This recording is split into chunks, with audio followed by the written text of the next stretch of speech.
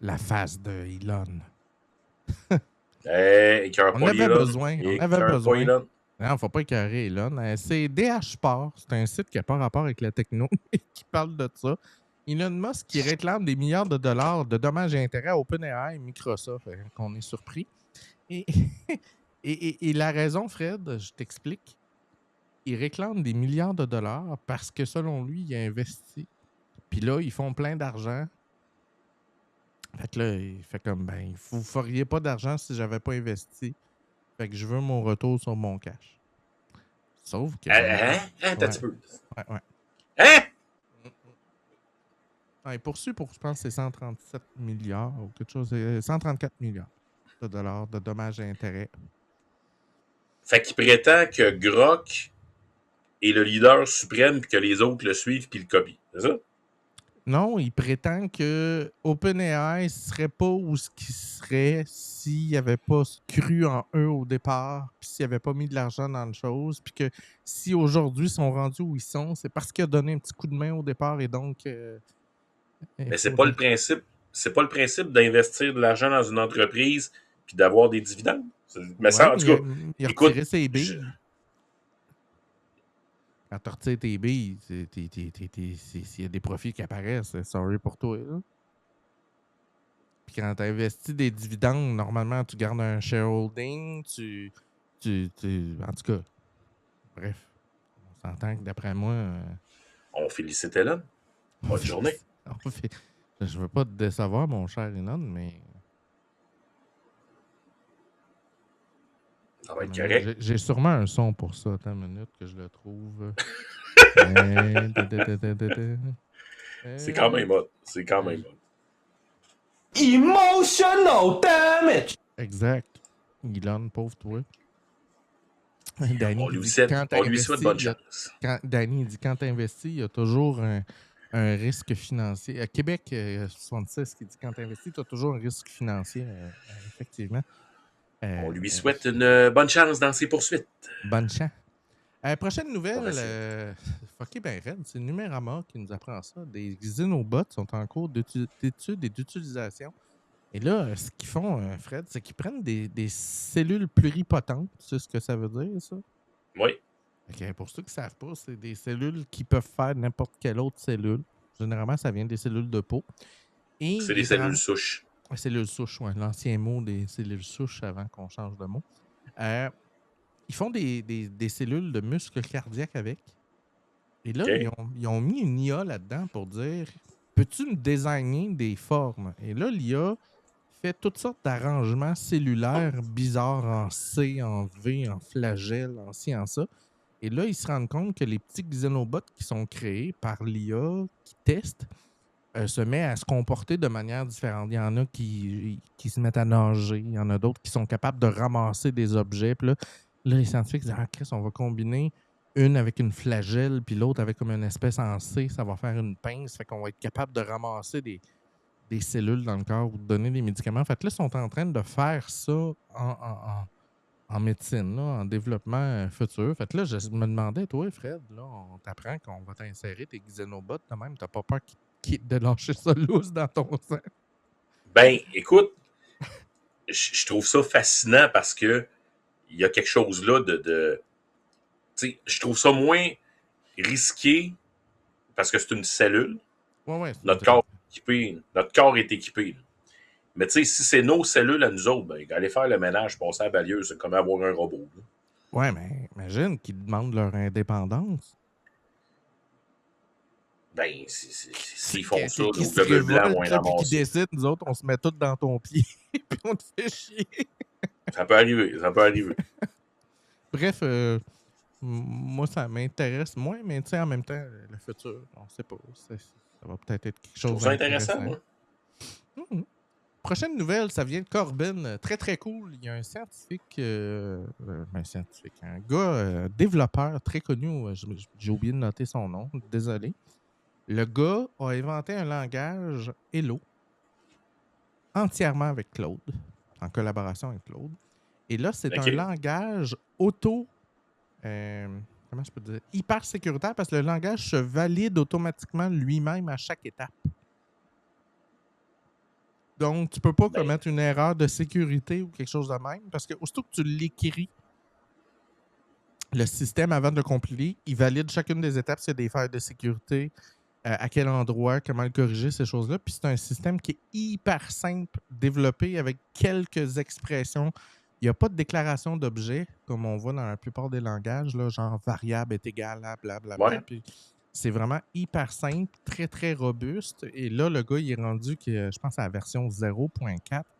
Il y a le compilateur, le décompilateur, il y a toutes les bibliothèques nécessaires au langage. Il est en train de le partager un peu sur Internet. Et moi, je te parierais qu'on va entendre parler du langage Hello. Et le plus hot là-dedans, c'est que quand tu viens pour le compiler, il te demande tu le veux-tu en Python, tu le veux-tu en C, tu le veux-tu en ça. Il te le pitch dans le format que tu veux à partir de ton langage de base. Donc, tu peux sortir ça en Rust, en whatever le langage que tu veux. Fait que c'est OK. hyper flexible, donc ça risque d'être quelque chose d'intéressant. Et là, vous comprenez que je parle de quelque chose que je connais pas bien gros, fait que c'est pour ça que j'ai l'air de pas connaître ça. Fait que pour ceux qui écoutent, qui sont dans le domaine de dev, probablement que ça va vous dire quelque chose un peu plus qu'à moi. Je vous invite à aller copier le code QR dans le bas de la page et d'aller lire. Il y a beaucoup, beaucoup de documentation technique et vous allez pouvoir tomber sur le site du gars qui a développé ça. Très, très cool, ça. Ouais. Le PDG d'Anthropic, Fred, nous apprend quelque chose de pas cool. On va aller écouter sa vidéo. The mechanism whereby I imagined it would happen is that we would make En fait, je vais juste lire la phrase en français pour ceux qui lisent pas ou écoutent pas bien l'anglais. Le PDG d'Anthropic, l'entreprise derrière Claude, l'IA utilisée par près de 90% des développeurs, déclare ceci. Nous sommes entre 6 à 12 mois des modèles capables de faire tout ce que les ingénieurs logiciels de bout en bout. Nous approchons d'une boucle de rétroaction l'IA construit de meilleures IA. Quand on parle de boucle de rétroaction, c'est le moment où on tombe dans l'AGI, donc l'intelligence générale artificielle. Oui. Mais quand on parle d'AGI, on parle de tous les éléments, donc dans le génératif, dans le texte, dans le code, dans ci, dans ça.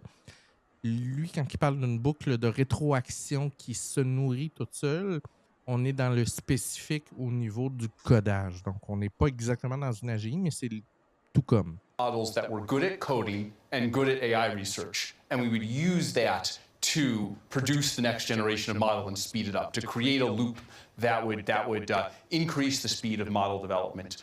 We are now, in terms of the models that write code, I have engineers within Anthropic who say, I don't write any code anymore. I just let the model write the code. I edit it. I do the things around it. I think, I don't know, we might be 6 to 12 months away from when the model is doing most, maybe all of what SWEs do end to end. And then it's a question of how fast does that loop close? Not every part of that loop is something that can be sped up by AI, right? There's like chips, there's manufacture of chips, there's training time for the model. So it's, I think there's a lot of uncertainty. It's easy to see how this could take a few years. Ouais. Puis ce message-là revient d'un peu tout le monde dans le domaine. Si tu as lu un peu, toi aussi, Fred, on est à l'orée de l'AGI. Quand je vous dis à l'orée, puis il y a plein de petits endroits qui commencent à exploser. Là, on avait les LLM traditionnels dans lesquels c'est des modèles prédicatifs qui prennent énormément de tokens pour arriver à un résultat.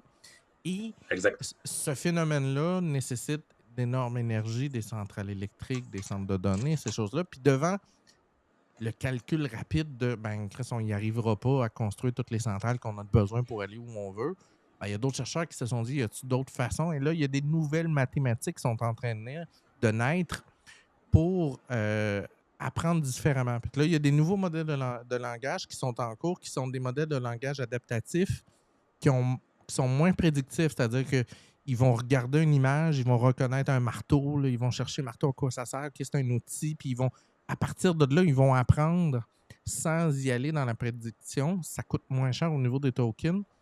Puis, il y a des nouvelles façons de sauver de l'énergie dans le développement au niveau des centres de données. Fait que je vous dirais, dans un horizon de 3-5 ans, là, toutes les barrières qu'on a actuellement, les barrières d'investissement, les barrières énergétiques que ça coûte, Puis les barrières de données vont tomber, puis ça risque d'être assez fou. Là.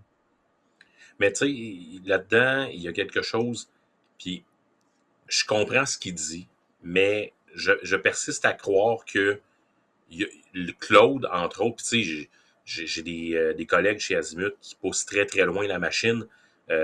Sylvain, ça fait quelques semaines qu'il ne touche jamais à son clavier. Il parle avec Claude. Puis, tu sais, je persiste à croire qu'il y a quand même une direction à donner et une vérification humaine. Parce que, actuellement, malgré que Claude est très performant, puis c'est le plus performant dans le codage, il n'y a aucun équivalent dans le codage, malgré ses performances, des fois, il s'emballe puis il part dans une direction qui est complètement à côté de la plaque. Là.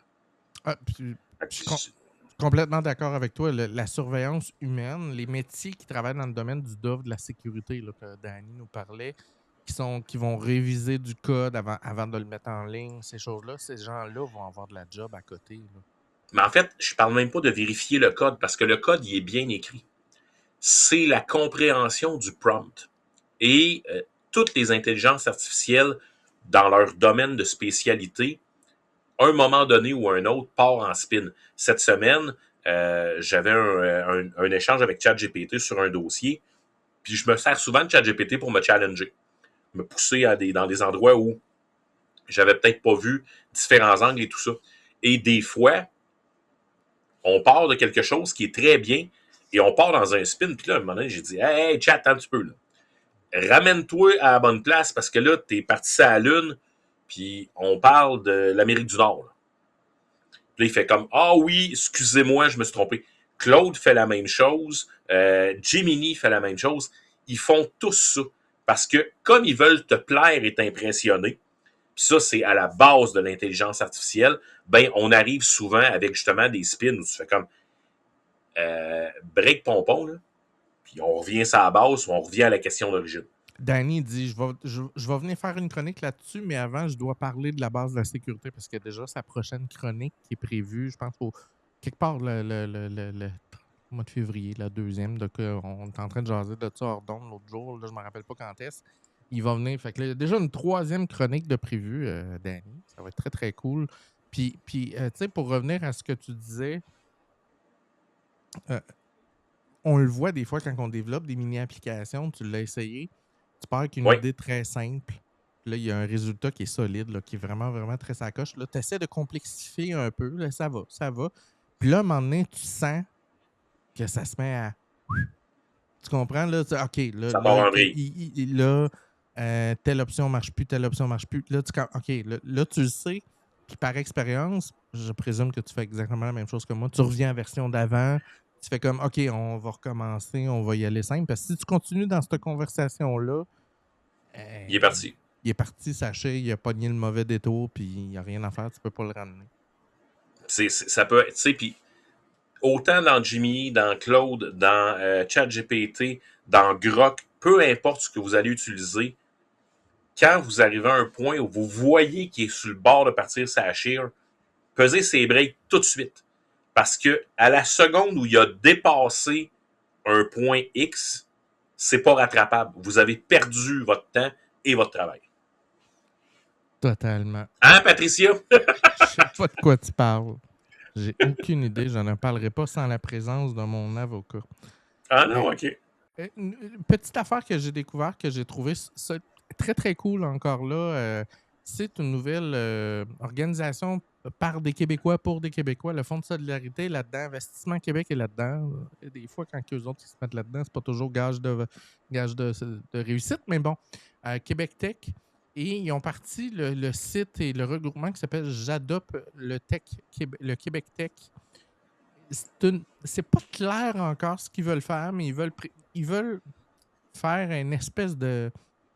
Là, je vais utiliser une image qui est poche. Une espèce de panier bleu québécois des services et des technologies. Ah non, OK. Recule. Mais c'est pas un panier bleu, c'est une mauvaise image. Non, oubliez ça, OK, oubliez ça. On recommence. Part un jingle, on recommence la chronique au complet.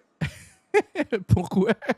Non, repart un jingle, mais n'importe quoi, recommence la chronique au complet.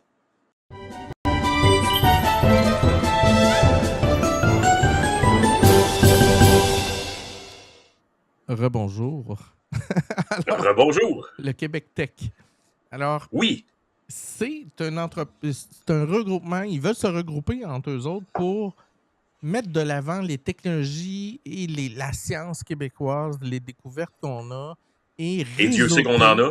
réseauter. Où j'ai un petit bémol, c'est que ça semble être un système par abonnement. Là, tu sais, genre, je deviens membre de la Québec Tech et là, j'investis un certain montant et là, j'ai accès à du mentorat, j'ai accès à des technologies québécoises.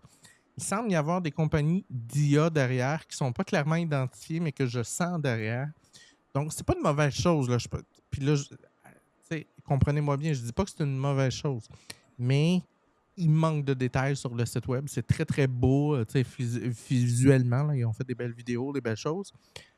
Est-ce que ça peut, dans le futur, être utile? Je présume que oui. Là. Il y a des entreprises qui n'ont pas la connaissance de notre capacité au Québec, tu sais, notre souveraineté dans les technologies. On est quand même très bon dans bien des affaires. Fait que le fait de réseauter et de dire Hey gang, va pas aux États-Unis pour ça, on a une entreprise de Longueuil. Vas-y. Mais ce qu'il faut comprendre, c'est que c'est un OBNL et les partenaires clés du regroupement, il y a le gouvernement du Québec, la Ville de Montréal, le gouvernement du Canada, Axe.c, Desjardins, la Caisse de dépôt de placement, Investissement Québec, le Fonds de solidarité, puis le Conseil de l'innovation du Québec. C'est des joueurs Majeur. Immenses Oui, c'est des joueurs pour majeurs. pousser tout ça. Et tu sais, tu regardes le conseil d'administration, Sam Ramadori, président du conseil d'administration de Lozero, Louis Deschaines, Nicolas Voyer, Rodolphe Barrière, Alexandra Bonnefoy, Sophie Loisero derrière, je parle plus. Oui, Sophie Boulanger, Patrick Gagné, Louis Edge, Jean-François, Indra Kubitschek, Mélissa Lafont, Nicolas Fortin, puis les observateurs et observatrices, c'est Payam El-Slami et Isabelle Godet. On parle des de gros joueurs dans la tech québécoise et au niveau de l'organisation, tu regarderas les membres de la direction et de tout ce qu'il y a là, les coordonnateurs, tu sais, c'est d'immenses joueurs. Je retire ce que j'ai dit, mon petit côté. Attends, Fred, attends.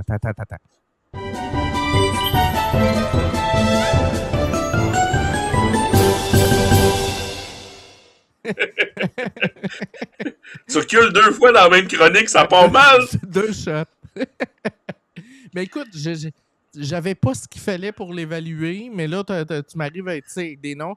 Mais en même temps, c'est pas la première fois qu'on a des grands noms dans des affaires, tout ça. Mais c'est positif à long terme, je pense. Ben moi, ce qui me rassure, c'est que c'est un OBNL et qu'on a à la fois tous les gros joueurs d'influence, comme la Caisse de dépôt de placement, le Fonds de solidarité, Investissement Québec, le gouvernement du Québec, Desjardins, sont là. Tu sais, le Conseil de l'innovation du Québec est très fort dans ce qu'ils sont capables de faire, je te dirais. Oui, fait que tu sais, si tu es une entreprise et que tu as besoin d'investissement pour avoir des nouvelles technologies, pour te mettre à jour, pour faire des gros moves de rentabilisation de ton entreprise, d'introduire l'IA, tu sais pas trop comment tu vas t'y prendre, ces choses-là, ben, Danny dit Pierre Fitzgibbon, un gros nom, et pourtant... Non, il n'est pas là. Il n'est pas là, lui. Non, il n'est pas là. Il est absent. Il est parti. Ouais. Fait que c'est ça. C'était une nouvelle que j'ai recommencé 2 fois. C'est bon, ça. Prochaine nouvelle, les gemmes sont en train de changer, Fred. Les gemmes dans Gemini, qui étaient des petits programmes que tu disais fais telle chose, étape 1, 2, 3, et dont je me sers pour pouvoir sortir les descriptions, le chapitrage de YouTube, sont en train de changer. Et là, ils introduisent Opal. Et j'ai découvert ça cette semaine. Ça ne marche pas encore tout à fait à 100 000 %, mais tu sens qu'il y a un début de quelque chose. Et là, pour ceux qui n'ont jamais vu Opal, ça ressemble à ça. Donc, c'est un système qui te fabrique littéralement une application. Donc, l'application est à droite, là, qui s'appelle Tom Genie pour fabriquer des thumbnails. J'ai essayé d'y aller là-dedans. Et à gauche, on a les étapes de programmation de l'application qu'on peut définir avec des millions de paramètres. Et là, ça te construit ton application. Puis évidemment, il y a une bibliothèque d'applications. Tu peux la mettre publique. Puis là, tout le monde peut s'échanger leur appli. Donc, on sent qu'il y a une volonté de s'en aller vers quelque chose d'un peu plus périn dans le temps. Donc, il va sûrement y avoir des gens qui vont trouver des idées complètement géniales de développement d'applications, d'idées super cool, et ils vont être partagés. Et là, pour ceux qui sont habitués de travailler avec ce genre de système-là, ben, c'est un système avec des liens là, que vous voyez. Là. On peut accrocher plusieurs actions à partir d'un lien de départ. Puis donc là, on a une hiérarchie là-dedans avec des outputs, des inputs, puis des whatever, ce que tu peux faire. Donc, Ben, c'est plus la ce, structure d'un ce- agent. ce modèle-là est très plaisant parce que ça va justement éviter que ça parte en spin. Ouais. Oui, puis là, on est plus dans le domaine de l'agent parce que là, vous ne le voyez pas dans l'image, mais là, tu peux ajouter en haut des assets. C'est des éléments qui peuvent être des routines, des actions, des API dans ton application que tu n'as pas actuellement. Et là, on peut prévoir dans le futur que tu vas avoir une bibliothèque, là, j'imagine, dépendant si tu es abonné ou pas, là, tu vas avoir accès à un peu plus de choses, puis tu vas pouvoir développer des applications qui vont être très, très personnalisées, personnalisables. Puis je sais pas si tu te rappelles, il y a quelques mois, j'avais parlé que le futur, ça allait être tu sais, l'espèce de vieille mentalité du navigateur Google qui fait tout. On s'en allait plus dans un domaine du ton UI, ton élément visuel va être fait pour toi. Oui, La fin d'un OS 26 de Apple ou d'Android 16, ça va devenir un UI qui est fait à ta main, comme tu veux, où tu veux, les éléments placés où tu veux. Puis ça, ben, je je pense qu'on pense s'en va là. qu'on s'en va là. C'est un début de ça. Moi, ça me fait triper. Fait que j'ai essayé ça cette semaine. Je pense vraiment qu'on s'en va dans cette direction-là. Puis quand je disais que c'était pas super, ben, c'est que il y a des instructions qui ne suivent pas. Là. J'ai dit de prendre 2-3 éléments visuels dans une vidéo, puis de faire le thumbnail, puis à toutes les fois, il en met un, puis il est bloqué à 1. Mais bon, c'est la première version. Ça va changer. À suivre. Apple est sur le point. Paris sur Siri conversationnelle et un nouveau objet connecté. Tu te rappelles-tu de l'histoire de OpenAI qui disait que c'était allié à Johnny Ivy pour sortir quelque Oui, chose, un objet qu'on ne sait pas c'est quoi? oui. J'ai l'impression que c'est pas un hasard si Apple s'en va là-dedans. Parce que là, on a vu une multiplication des petits objets pour enregistrer nos conversations, là, pour prendre des notes. Pour être capable puis là, les lunettes connectées de Meta, puis le système de Plod, que tu m'en arrêtes ton téléphone qui prend des notes toute la journée puis qui retranscrit en texte. Apple serait en train de travailler sur un bidule et là, on n'a pas aucune idée de quoi ça peut avoir de l'air, mais soyons fous, Fred. Imaginons une espèce d'Apple AirTag cute avec un pendentif là, que tu peux te mettre dans le cou, dans la poche, whatever, qui est connecté Bluetooth longue portée à ton téléphone. Et ton téléphone peut être dans ton sac, sur ton bureau, dans le salon. Et là, là je ne dirais pas le mot, mais dis whatever. Là. Et tu pourrais-tu regarder dans mes emails? Ma mère m'a renvoyé quelque chose, un PDF. Là, j'aurais besoin du nom. Peux-tu me faire une note avec le PDF qui est dans l'email à ma mère? Puis envoyer un texto à ma mère pour lui dire que j'ai trouvé son PDF puis que je vais y envoyer demain. Puis prends un petit rendez-vous pour telle affaire. Ben, le petit bidule va faire ça. Tu veux, moi, c'est là que je décroche complètement. L'espèce C'est de fucking connexion hot. permanente. Oui, c'est hot, sauf que il y a quelqu'un qui t'écoute en permanence puis tu sais pas où ça va. Il y a ça. Mais Non, ça passe pas. le Personal Apple Cloud Security Computer Cloud, Apple va enfermer tout dans le Personal Server. C'est anonyme. Ben, ça va être. Il va y avoir des gens de la sécurité à chaque année externes qui vont faire un audit sur ce système-là pour être sûr qu'il n'y a aucun employé à l'interne qui est capable d'accéder aux données.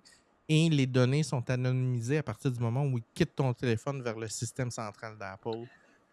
tous les fonctionnaires du Groenland, cette semaine, ont désactivé tous les appareils Bluetooth parce qu'on pouvait Oui. potentiellement les écouter. Oui, parce que le Bluetooth Est-ce est que un... tu penses vraiment que j'embarquerais là-dedans? Ouais. Danny dit il y a déjà eu des leaks Apple. On est d'accord. C'est ça. Le protocole Bluetooth n'est pas hyper protégé, mais il est possible de protéger. Fait que ça ne veut pas dire que... La Je requête, comprends, mais si je pitch la requête Mon- encryptée, même si tu m'écoutes, tu vas entendre du Gabriel. je comprends, mais mon problème, il est pas là. Mon problème, il est vraiment dans... comment je te dirais ça? Il est vraiment dans la donnée qu'on ramasse. Tu sais, on a déjà énormément de données sur chacun de nous dans les grands joueurs de l'informatique et des data du monde. Moi, je suis pas prêt à être écouté 24 heures sur 24 pour être utile. Tu sais. Puis honnêtement, mon téléphone fait ce que j'ai besoin de faire. On est capable de répondre à des courriels, des choses en l'espace de 20 secondes. C'est parti. On a déjà des agents qui sont très efficaces dans ces choses-là. On est capable de dire à Siri de faire telle chose ou à Gemini ou à ChatGPT de faire telle chose. Moi, personnellement, c'est pas quelque chose qui m'attire. Imagine, Fred, à la place, un espèce de communicateur Star Trek, là, tu sais, que t'as... Piti, piti, piti, piti. Tu peux l'allumer puis l'éteindre, là. Pas obligé de t'écouter 24 heures sur 24. La journée où tu vas arriver avec Data, je vais être correct. La journée que Avant tu vas ça me tente pas. Danny. Patricia, arrête de sortir des histoires de même. J'ai trop de chroniques dans la tête. Ouais, c'est ça. Je suis Ben trop- écoute, Danny, nous autres, on fait l'émission pour une raison, c'est te fournir en sujet de Ouais, c'est chronique. ça. Fait Danny. OK, 3 émissions, 4 chroniques, 5. OK, là, calme-toi. Si je pourrais avoir 5 chroniques en dedans d'une émission, ça va pas. C'est parfait, ça. Non, nous autres, ça ne nous dérange pas que tu aies plein de chroniques. Là. On va juste t'inviter plus. C'est tout. C'est pas On peut te grave. mettre aux 2 semaines, Danny. On peut te mettre aux 2 semaines. Ouais. On va te mettre sur le payroll. Combien qu'on fait déjà? 0. Mais bon, ça, c'est un détail. C'est ça. Mais l'année prochaine, ça va être le double. Ouais, le double de 0. Tu vois, ça va vraiment, vraiment beaucoup. Hey, je te mets une petite pause, Patricia. J'aimerais ça saluer nos amis français qui commencent à nous écouter et plus largement les auditeurs européens qui représentent à peu près 40% de nos écoutes. Je vous salue bien bas et si vous êtes là ou que vous nous écoutez en redifféré, n'hésitez pas à nous écrire via Facebook, YouTube, le site web geekzoneqc.com. Venez faire un petit tour, puis on adore ça, vous voir et venir vous voir jaser. On vous adore en passant. Et je vais juste en profiter aussi, Fred, pendant la petite pub. Notre site web, geekzoneqc.com, comprend tous les articles qu'on parle ce soir sont là. Puis je commence à le nourrir, puis à le remplir, puis il commence à avoir un peu de trafic dessus, tout ça. Fait que n'hésitez pas. J'aimerais ça que, tu sais, on devienne une communauté, puis qu'on jase, puis que éventuellement on se retrouve avec des geeks qui sont encore plus geeks que nous autres, puis qui nous relancent sur des affaires, puis qu'on fait comme une fracture du cerveau. On fait comme, OK, je sais pas de quoi tu parles. C'est ça qu'on veut. On en manque. Puis, si vous avez sur le site web des articles qui vous touchent, mais vous ne comprenez pas les sujets parfaitement, faites-nous signe. On veut vulgariser. C'est vraiment ça le thème de Geekzone Québec. Et si vous comprenez mal ce qu'on a vulgarisé, on va recommencer. C'est notre devoir. Totalement. Fait que revenons à notre petit bidule. Moi, je suis totalement pas. Je suis accro. Je suis un peu stupide. J'ai pas peur de la techno. Ben, tu sais, puis là, je dis pas peur dans le sens que vous êtes con d'avoir peur parce que je pense que c'est de la sécurité. Là. Vous faites, moi, je voudrais pas aller là parce que je fais pas encore confiance. Moi, je suis comme, je m'en fous. Je vais être une première early adopter, c'est sûr. Tu sais, j'ai hâte d'essayer. Puis là, il y a un paquet de nouveautés qui s'en viennent. Là, le 28 janvier, Apple annonce des nouveaux produits. J'ai bien hâte. Patricia, la journée où le T1000 va se pointer chez vous, tu vas comprendre. La journée où le T1000 va savoir pointer chez nous, Fred, sais-tu qu'est-ce que je vais avoir construit? Un gun avec un MP dedans. Ben, grouille-toi parce qu'à t'écouter avec les chroniques que tu fais, il va arriver vite le T1000. 2-3 micro-ondes avec 2-3 magnétrons plugués sur une batterie de char, là, ça fait des miracles. Ça te calme. Ça te calme. vous. Ça te calme un T1000 en 2 secondes. Il vient mêler comme un balai. Tiens, toi, une shot Oh my d'électromagnétisme God. en plein milieu du front. Mais bon. Oh my God. OK. Prochaine nouvelle. Ouais, bonne idée. C'est Next qui nous apprend ça. ChatGPT a implanté, OpenAI commence à implanter la vérification d'âge sur leurs outils. Ce qui n'est pas une mauvaise chose, probablement poussé par l'Union européenne, l'Australie. Et là, ils commencent à se dire que probablement tous les pays vont emboîter le pas. Fait qu'ils commencent à. Puis il y a eu des conneries qui se sont passées, là, des jeunes de 16 ans qui se sont suicidés après l'utilisation de ChatGPT. On en a vu 3-4 dans notre histoire. Là. Ouais. Et là, ils sont très vagues sur la méthodologie, mais en gros, ils expliquent qu'ils vont regarder les heures à laquelle les gens se connectent, le type de langage qui est utilisé, comment ils parlent, de c'est quoi les intérêts, l'historique des demandes dans le compte. Et si jamais il y a un doute, un flag qui se lève, ils vont demander l'authentification par photo en direct. Donc, il va falloir que tu allumes ta caméra. Là, évidemment, il va y avoir toutes sortes de façons de hey, mon frère de 19 ans vient à sa presse, il me demande de minutes. Il va y avoir toutes sortes de façons de contourner. Là. Mais c'est ça. Fait qu'ils sont en train de faire ça. Pas de mauvaise chose, là, je pense. Ben non, tout à fait, c'est vraiment pas une mauvaise chose. Mais ce que je trouve intéressant là-dedans, c'est de voir à quel point, au niveau des comportements, on est capable, avec une intelligence artificielle, de savoir à peu près quel âge l'utilisateur a.